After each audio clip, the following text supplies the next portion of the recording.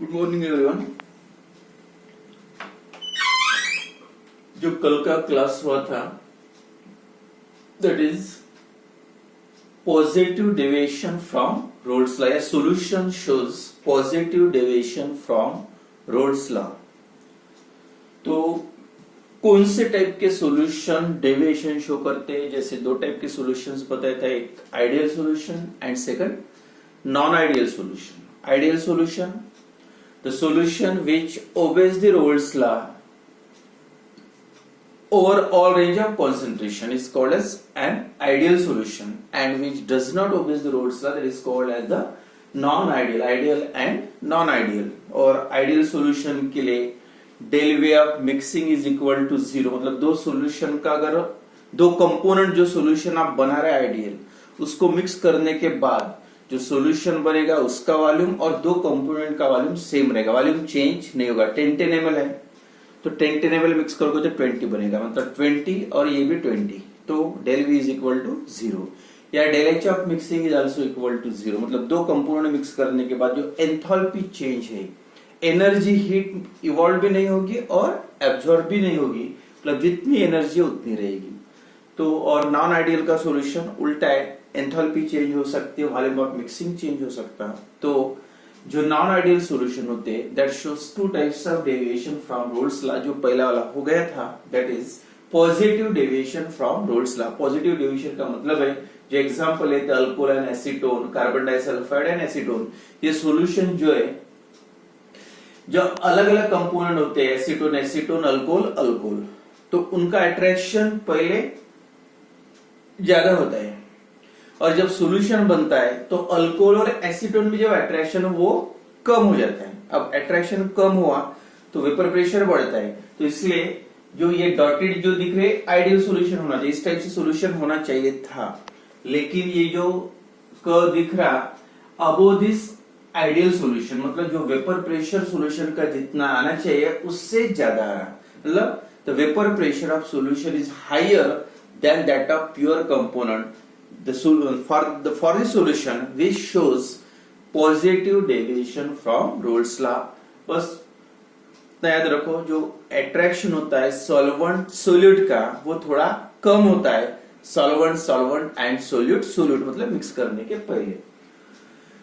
अब सेकंड आते हैं द सॉल्यूशन शोज कौन सा डेविएशन, पॉजिटिव के बाद negative deviation from Raoult's law. और इसकी जो एग्जाम्पल लेंगे उसमें दो एग्जाम्पल याद रखो, क्लोरोफॉर्म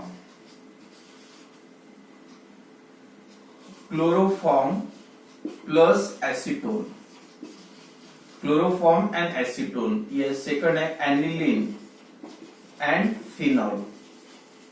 ये दो जो एग्जाम्पल है, this solution not a formal ideal solution and that solution shows negative। समझ में आएगा होगा नेगेटिव डेविएशन का मतलब क्या है, यानी जितना प्रेशर चाहिए उससे प्रेशर अगर वेपर प्रेशर कम हो जाता है। अब जैसे ये लाइन कैसी ऊपर से आएगी, ये आइडियल के डॉटेड लाइन। अब इसके लिए क्या रहेगा, देखो सेम ग्राफ, अब थोड़ा इसको चेंज करते हैं। The solution which shows positive deviation from negative deviation from Raoult's law. Same x1 की वैल्यू 0 इंक्रीज होते होते x1 इज इक्वल टू 1, और जब x1 की वैल्यू 0 होगी तो x2 कितना होगा 1, क्योंकि पूरा सोल्यूट है और यहाँ पे पूरा सॉल्वेंट, x2 की वैल्यू 0, यानी x1 की बढ़ती जा रही है x2 की। अब पहला अगर आप निकालते दैट इज जैसे प्रेशर कितना रहेगा इसका, x1 इज इक्वल टू 0, तो उसकी वजह से जो भी वेपर प्रेशर रहेगा मतलब partial vapour pressure of that component is also 0। as the क्या mole fraction increases, vapour pressure increases, या फिर से इसके लिए डॉटेड लाइन से बताएंगे, vapour pressure also increases with increasing mole fraction. अब यहाँ पे वेपर प्रेशर कितना हो गया P01, मतलब क्योंकि x1 की वैल्यू 1 है, नहीं वो पूरा वेपर प्रेशर किसका है, प्योर कंपोनेंट, यहाँ पे सॉल्यूशन नहीं है। सेकंड, अब यहाँ पे देखो x2 की वैल्यू 1 है तो वेपर प्रेशर सबसे ज्यादा होता होगा। अब धीरे धीरे क्या होगा, x2 की वैल्यू कम होते जा रही, और जैसे x2 की वैल्यू कम होगी उसका वेपर प्रेशर भी कम होगा, और ये दोनों की टोटल जो है that is dotted line that vapour pressure of solution. तो ये आइडियल का बिहेवियर है। लेकिन फॉर दिस सॉल्यूशन दोनों का कोई भी एग्जांपल ले लो, क्लोरोफॉर्म प्लस एसीटोन है, एनिलीन एंड फिनॉल, तो ओरिजिनल जो वेपर प्रेशर इतना आना चाहिए, लेकिन एक्चुअली जो वैल्यू है पहले इसका लेते इस टाइप से, मतलब ये आना चाहिए लाइन, लेकिन ऐसा उससे कम आना, सेम यानी जो डॉटेड लाइन से नीचे से जा रहा है, पहले इसमें क्या था ऊपर से, अब इसका टोटल वेपर प्रेशर भी जो है नॉर्मल से कितना आ रहा, कम आ रहा, मतलब vapour pressure of solution is less than that of pure component, से उसका वेपर प्रेशर कम आएगा, जितना आना चाहिए था उतना नहीं आएगा, उससे कम आएगा, जो रोल्स लॉ के हिसाब से आना चाहिए था उससे वेपर प्रेशर कम आएगा।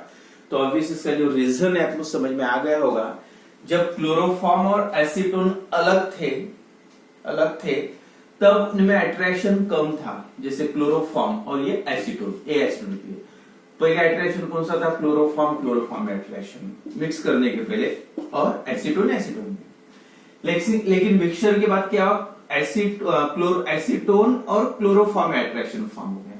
अब वेपर प्रेशर कम होगा जब ये अट्रैक्शन बढ़ेगा, अट्रैक्शन मतलब मॉलिक्यूल्स को ऊपर जाने नहीं देगा, वेपर बनने नहीं देगी, तो ये अट्रैक्शन ज्यादा है, तो आप बोल सकते हैं solute solvent attraction is greater than solvent and solute, कोई भी एक सॉल्वेंट ले सकते हैं, मतलब जो मिक्स करने के पहले का अट्रैक्शन थोड़ा ज्यादा है, अब अट्रैक्शन बढ़ गया है, अब क्या हुआ, जैसे इसका क्लोरोफॉर्म का एग्जांपल लेते हैं, क्लोरोफॉर्म जो होता है हाईली वोलाटाइल होता है, CH3 फार्मूला, उसमें पहले मिक्स करने के पहले कोई जो एक क्लोरोफॉर्म मॉलिक्यूल है, दूसरा क्लोरोफॉर्म मॉलिक्यूल, उसमें उतना अट्रैक्शन नहीं होता है, लेकिन जैसे वो क्लोरोफॉर्म और एसीटोन मिक्स हो जाता है तो क्लोरोफॉर्म पे एक H मतलब 3 Cl है, CaCl3, और दूसरा एसीटोन का जो स्ट्रक्चर है C double bond O, hydrogen पे थोड़ा पॉजिटिव चार्ज होता है और ऑक्सीजन पे निगेटिव, तो इसके वजह से निगेटिव ये जो अट्रैक्शन बढ़ जाता है, और अट्रैक्शन बढ़ा मतलब सोल्यूट और सॉल्वेंट का ये अट्रैक्शन बढ़ जाता है, और अट्रैक्शन बढ़ेगा तो ऑब्वियसली वेपर प्रेशर क्या होगा,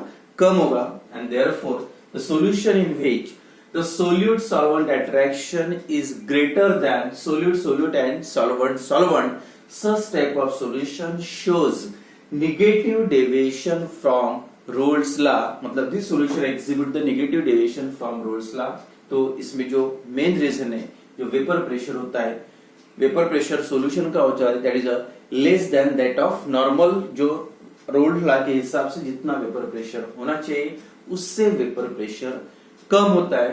और उसके बाद बाकी कुछ नहीं, ग्राफ और ये दो एग्जांपल्स याद रखो, क्लोरोफॉर्म एंड एसीटोन दोनों का मिक्सचर, और दूसरा एनिलीन एंड फिनॉल, ये दोनों जो this two solution form to mixture form that is a solution that shows negative deviation from Raoult's law. Negative deviation मतलब जितना रोल्स लॉ का प्रेशर आना चाहिए रोल्स लॉ के हिसाब से उससे वेपर प्रेशर कम आता है, और पॉजिटिव डेविएशन का मतलब जितना आना चाहिए उससे ज्यादा आता है। तो उसमें कुछ नहीं, दो ग्राफ और एग्जांपल याद रखो तो, और इसमें डेफिनेशन वगैरह आती है कभी, what is an ideal solution, simple definition है, the solution which shows the solution which obeys the Rolle's law over an entire range of concentration is called as an ideal solution।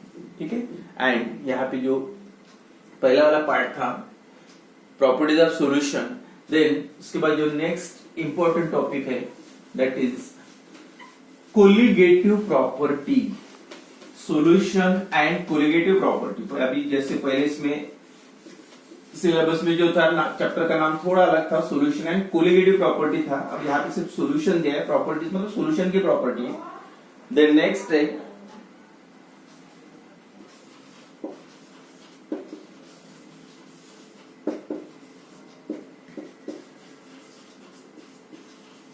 Colligative properties. Colligative collected together, मतलब ये जो दो तीन यानी चार properties है, सबका जो रिलेशन होता है वो सेम है। अब रिलेशन सेम का मतलब क्या है, एक एग्जांपल लेंगे, पहले मैं चारों प्रॉपर्टीज के मतलब एग्जांपल लिख लेता, कौन कौन से कोलिगेटिव प्रॉपर्टी और क्या है कोलिगेटिव बाद में देखेंगे। First, lowering of vapour pressure, एक colligative example colligative property. Number 2, boiling point elevation, boiling point elevation. Number 3, freezing point depression. और नंबर 4 है ऑस्मोटिक प्रेशर. ये 4 एग्जांपल याद रखो. Colligative, which of the following is not colligative property, which of the following is colligative property. इस type से MCQ में अगर कभी क्वेश्चन आता है तो देखो यार, सिर्फ वेपर प्रेशर लिखा रहेगा तो वो कोलिगेटिव प्रॉपर्टी नहीं है, या सिर्फ बॉइलिंग पॉइंट लिखा है मतलब वो कोलिगेटिव प्रॉपर्टी नहीं है, या फ्रीजिंग पॉइंट नहीं है, या ऑस्मोटिक प्रेशर सिंगल वर्ड है, ठीक है, it is a colligative. But boiling point, freezing point and vapour pressure नहीं. तो यहाँ पे इसके साथ ये वर्ड होना चाहिए. Lowering of vapour pressure is the example of colligative property. मतलब सिंपल मीनिंग है उसका वेपर प्रेशर कम होना. अब कैसे कम होगा बाद में देखेंगे. Lowering of vapour pressure is the example of colligative property, not vapour pressure. Single vapour pressure colligative property नहीं है. वेपर प्रेशर कम होना. सिमिलरली बॉइलिंग पॉइंट एलिवेशन, तो एलिवेशन का मतलब इंक्रीज होना. तो बॉइलिंग पॉइंट इंक्रीज होना कोई भी सॉल्यूशन का, बॉइलिंग पॉइंट इंक्रीज होना ये कोलिगेटिव प्रॉपर्टी है. सिंगल बॉइलिंग पॉइंट नहीं है कोलिगेटिव प्रॉपर्टी का एग्जांपल. और सेम फ्रीजिंग पॉइंट डिप्रेशन, और डिप्रेशन का मतलब कम होना. कोई भी सॉल्यूशन में सोल्यूट डालोगे तो सॉल्यूशन का फ्रीजिंग पॉइंट जो है वो कम हो जाता है. कोई भी सॉल्वेंट में सोल्यूट डालोगे तो बॉइलिंग पॉइंट ये बढ़ता है. कोई भी सॉल्वेंट में सोल्यूट डालोगे तो वेपर प्रेशर क्या क्या होता है, वेपर प्रेशर कम होता है. कोई भी एक सिंपल सा एग्जांपल है, वाटर ले लो और उसमें ग्लूकोज डालो थोड़ा सा, और पहले एक बार चेक कर लो वाटर का बॉइलिंग पॉइंट कितना है. बॉइलिंग पॉइंट चेक करो, फ्रीजिंग पॉइंट चेक करो, या उसका वेपर प्रेशर चेक करो, तीनों. और थोड़ा सा जब सोल्यूट डिसॉल्व करोगे सॉल्यूशन बनने के बाद, और उसके बाद चेक करोगे तो आपको दिखेगा उसका वेपर प्रेशर कम हो जाएगा. सेकंड, उसका बॉइलिंग पॉइंट जितना है उससे ज्यादा आएगा. वाटर का जैसे 100 है, 100 से ज्यादा आएगा. उसके बाद फ्रीजिंग पॉइंट कम होगा. फ्रीजिंग पॉइंट कम, जैसे आपको सबको पता है वाटर का फ्रीजिंग पॉइंट 0 डिग्री सेल्सियस होता है, तो उससे फ्रीजिंग पॉइंट आपको कम मिलेगा, माइनस में चला जाएगा. वैसे ऑस्मोटिक प्रेशर बढ़ेगा. तो ये चारों प्रॉपर्टी, मतलब सोल्यूट ऐड करने के बाद, कोई भी सॉल्वेंट में सोल्यूट ऐड करने के बाद ये चेंजेस आते हैं सॉल्यूशन में. वेपर प्रेशर बढ़ता है, नहीं कम होता है. बॉइलिंग पॉइंट बढ़ता है, परमानेंट याद रखो.